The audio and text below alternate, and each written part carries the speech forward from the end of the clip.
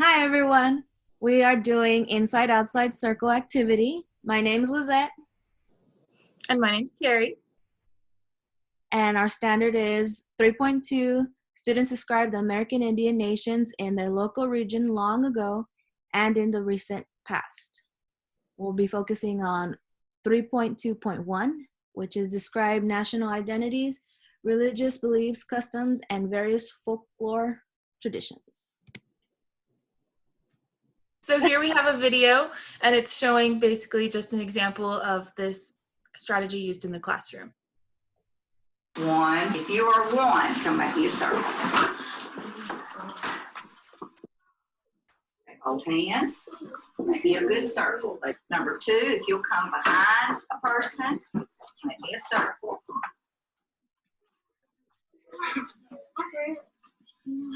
Make sure you're behind someone, please. Thank you.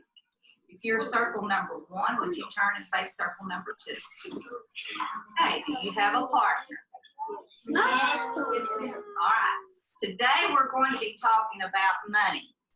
I want you to tell your partner everything you know about money. You can tell them about the value of money. You can tell them the presidents that are on the money, identify the money. All right, you may begin.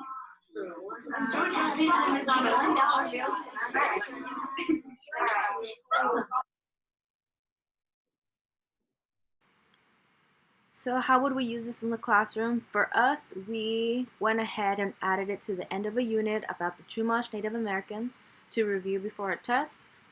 We would have the students pair up and give each of them a question card or assign them a question on the PowerPoint. One of our students would stand in the circle facing outward, and their partner would face them in the outer circle. The students in the outside circle would ask a question and the other partner would answer. The student that asked the question would give praise and coach their partner, and then they would reverse roles, and the student in the outside circle will then ask their question to their partner in the inside circle. They will give praise and coach their partner if needed, and then the students in the inside circle will rotate clockwise. So we would include some of these questions. So every student would get their own question. So we would have, what did the Chumash have ceremonies for? Why were myths created? Who is the shaman? What did women wear? And so we would give each student these questions, and they would be a review of what we did over the unit. This is something that you would put on your strategy chart. So we went ahead and listed them into steps so you can write them on there. So the steps would be a teacher would create question cards or a presentation with the questions on them.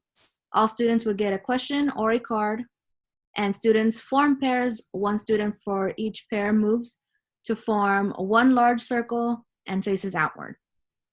Remaining students find and face their partner, and now there will be two circles. Students in the inside circle ask their partner a question using a question card, and students in the outside circle answer. Students in the inside circle will praise once they give their response, and they will switch roles. And then once they are done, the inside circle will rotate clockwise, and the activity will be repeated. So it can be used in all different grade levels. So for example, for kindergarten, we would do the second standard, which is where students recognize national and state symbols and icons, such as the national and state flags, the bald eagle, and the Statue of Liberty. And then so the students would receive cards with pictures of the national and state symbols and icons. Since they can't read so well at that point, they would have pictures on their cards instead of the actual question. And then they will need to identify what the picture is, and then the outer circle would rotate clockwise. For second grade, we will be focusing on 2.3.1, which is explain how the United States and other countries make laws, carry out laws, determine whether laws have been violated, and punish wrongdoers. For this one, we would be doing an activating background knowledge activity, where the students will be answering questions such as, how do you think the United States makes laws? And how do you think other countries make laws to go along with the standard? And they will discuss with their partners and rotate, and they will be given a new question each round. All right, so fourth grade, we would do 4.5.4, and we would explain the structures and functions of state governments, including the roles and responsibilities of their elected officials.